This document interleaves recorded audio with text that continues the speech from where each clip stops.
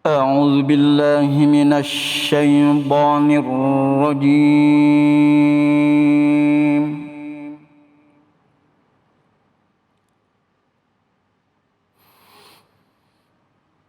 بسم الله الرحمن الرحيم.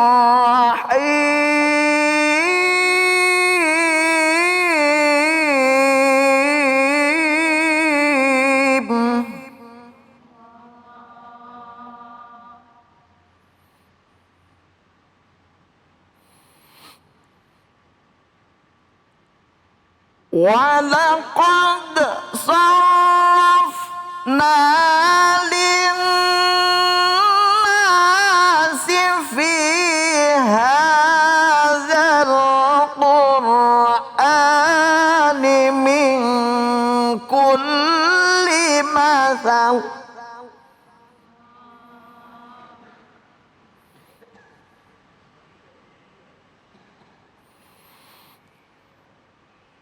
فأبى أكثر الناس إلا كفورا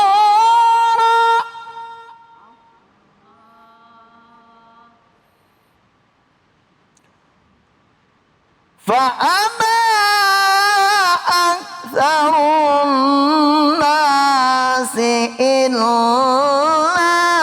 كفورا صدق الله العظيم. Maha benar Allah dengan segala firman-Nya. Terima kasih kepada Ustadz Munawir Ngacir yang telah melantunkan Al-Quran. Semoga menjadi ibadah bagi yang membaca dan umumnya buat kita semua. Para pemirsa yang ada dimanapun, begitupun para ibu-ibu yang ada di studio. Ibu-ibu sehat? Bu? Bu, bu, bu? Bu, bu? Ini cantik-cantik banget dari Majlis Taklim mana? Masya Allah, namanya Majelis Taklim Saung Milenial. Siapa pimpinannya Ibu? Ustadz Ahmad?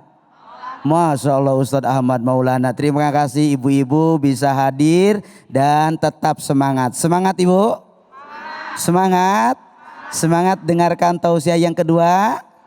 Insya Allah kita akan langsung mendengarkan tausiah pemaparan hikmah yang akan disampaikan oleh guru kita Kiai Haji Profesor Asrorun Niam dengan tema kekuatan sholat tahajud. Kepada beliau dipersilahkan.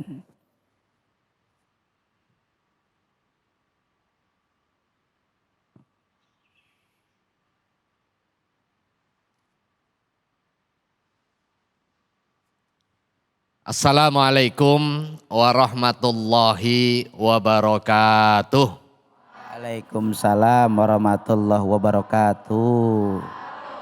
Bismillahirrahmanirrahim. Alhamdulillahirabbil alamin. Wal aqibatu lil muttaqin wala udwana illa 'alal zalimin. Wassalatu wassalamu ala asyrafil anbiya'i wal mursalin wa ala alihi wa ashabi ajmain. Rabbi syrah li sadri wa yassir li amri wahlul 'uqdatam min lisani yafqahu qawli wa ba'du. Pemirsa iNews dan ibu-ibu yang saya hormati. Hari ini ada enggak yang enggak punya masalah? Kayaknya banyak Ustaz. Banyak ya. Pernah nggak suatu waktu suntuk gitu kok masalah banyak bertubi-tubi seolah-olah Allah marah pada kita gitu. Pernah nggak merasa seperti itu? Pernah nggak Bu? Pernah. Ngaku aja. Ini anak sekolah butuh biaya. Kemudian rumah bocor. Suami di PHK. Pernah begitu, mudah-mudahan tidak ya. Tetapi kalau seandainya pernah, apa yang kita lakukan? Ada macam-macam orang ditimpa masalah dan juga ditimpa musibah. dan macam-macam pula penyelesaiannya. Nah, sebagai orang mukmin kita diberikan tuntunan dan juga bimbingan. Salah satunya dengan cara apa? Dengan sholat. Wasta'inu bis-sabri was-shalah.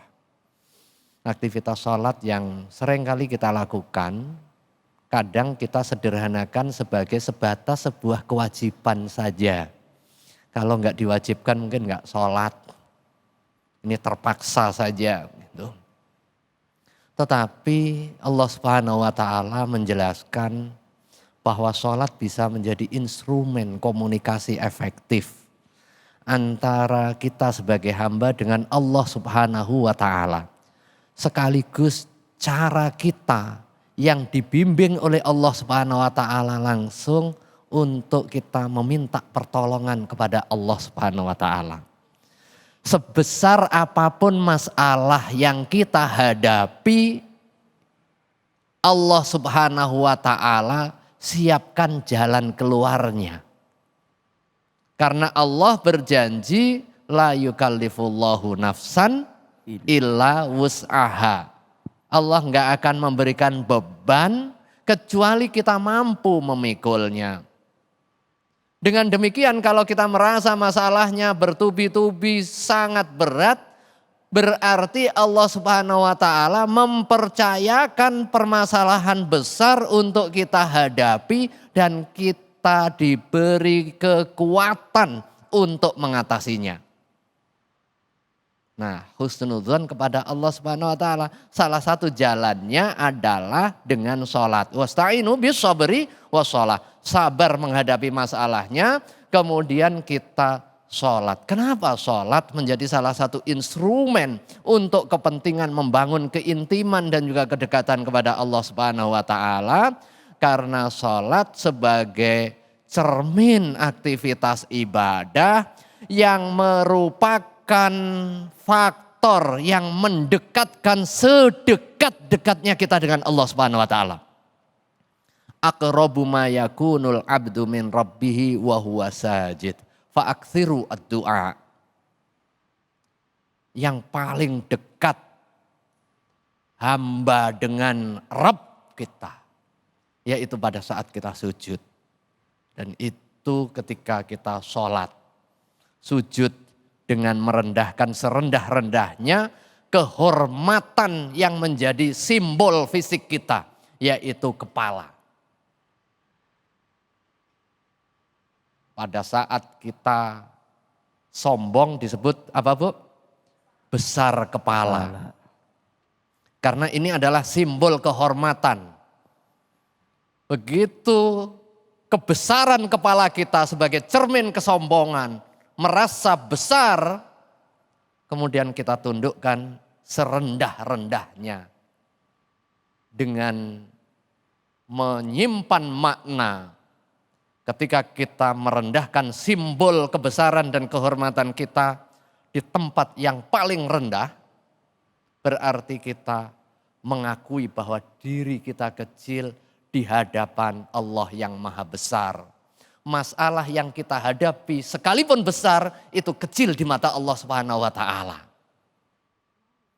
Dan ada salah satu waktu yang mustajabah untuk kepentingan pelaksanaan sholat, yaitu nisful lail, yang kemudian kita diajarkan oleh baginda Rasulullah SAW di dalam praktek aktivitas ibadah dengan sholat qiyamul lail atau yang dikenal sebagai sholat tahajud.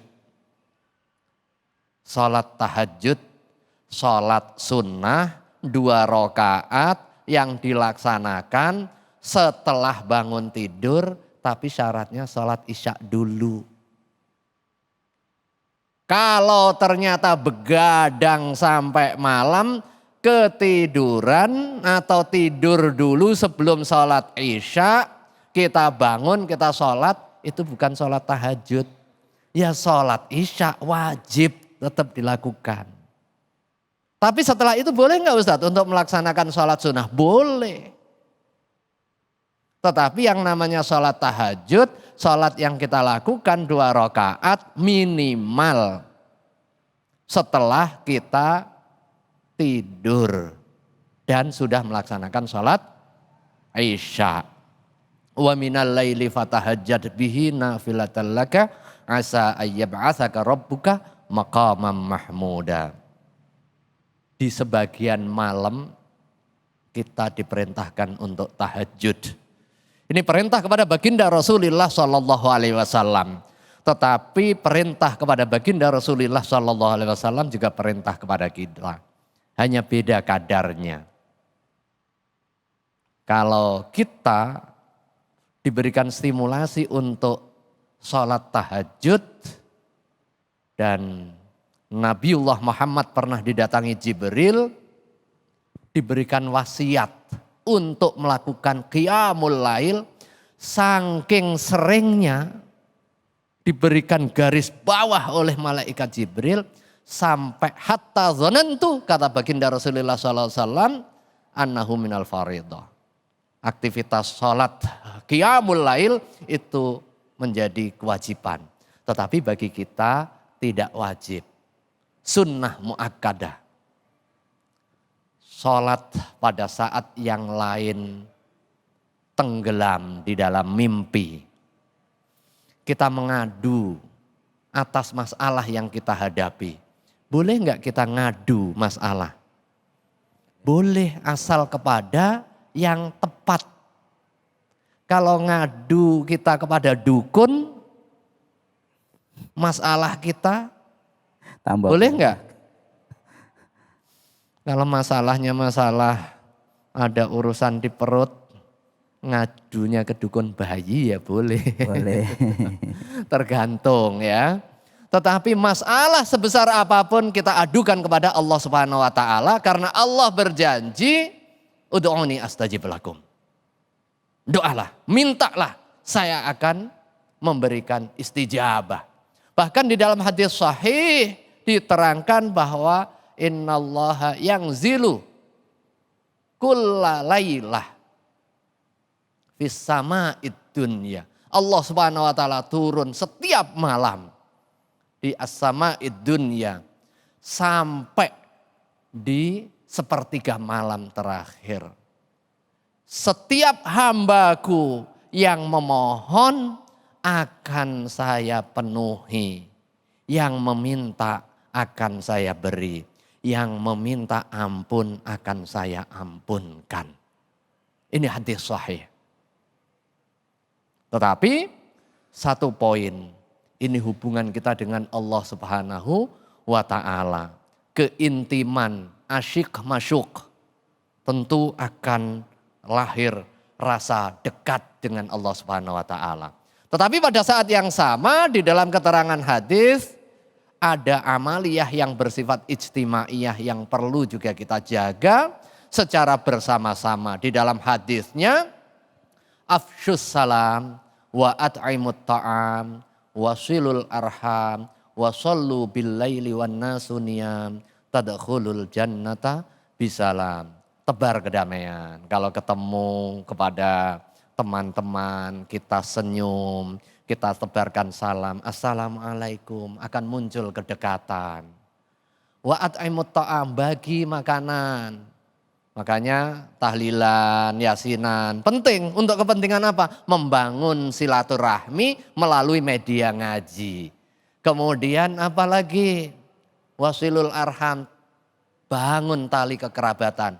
Tiga-tiganya hubungan sosial, baru kemudian yang terakhir wasallu bil laili wan nasu niyam. Salat malam di tengah keheningan malam, masuk surga dengan penuh kedamaian. Wallahu a'lam bishawab. Masya Allah, tabarakallah, luar biasa menarik apa yang guru sampaikan tentang keutamaan sholat tahajud. Menyambung dari tema ini guru, bagaimana guru kalau kita sudah sholat? Kita ibadah karena Allah Subhanahu wa taala dan kita paham betul bahwa sholat mencegah daripada perbuatan keji dan munkar. Tapi nyatanya banyak di antara umat Nabi Muhammad yang ketika mereka sholatnya bagus, puasanya bagus, sedekahnya bagus, tapi ternyata masih senang ngomongin orang lain. Bagaimana guru seperti ini? Ada yang begitu ibu di sini? Monggo ibu. Ini tanya riwayat untuk siapa? Untuk siapa ini? Iya, terima kasih ya. Salat mencegah perbuatan keji dan mungkar. Itu hikmahnya. Tetapi bukan berarti orang yang sudah berbuat baik, nggak pernah berbuat keji, nggak pernah berbuat mungkar, kemudian nggak wajib sholat. Nah seringkali kita digoda oleh pemikiran-pemikiran nakal. Pilih mana nih, sholatnya rajin, ngerumpinya juga rajin. Atau orang yang ngomongnya enak tapi nggak pernah sholat. Nah, Pilih mana? pilih mana Bu? Bu, pilih sholatnya rajin, ngomongnya enak, banyak temannya, sodakohnya kenceng, suaminya tampan, anaknya solih-solihah. Ya, Amin. iya. Nah ketika kita sholat rajin kemudian belum mampu menjaga lisan, maka tugas kita ikut pengajian. Bagaimana melatih lisan kita agar terjaga. Kalau orang ngomongnya enak belum sholat, tetap dia memiliki kewajiban sholat. Belajar sholat, kemudian dia terus membiasakan dan juga melaksanakan sholat. Wallahu a'lam bishawab. Masya Allah, terima kasih Guru. Mudah-mudahan apa yang Guru berikan ilmu buat kita semua ini benar-benar bisa kita amalkan dalam kehidupan kita sehari-hari. Insya Allah setelah ini kita akan mendengarkan tausiah selanjutnya, yaitu dari Ustadz Ervin Bedu. Beliau akan menjelaskan tentang istidraj nikmat atau cobaan. Tapi jangan kemana-mana dulu, tetap di Cahaya Hati Indonesia.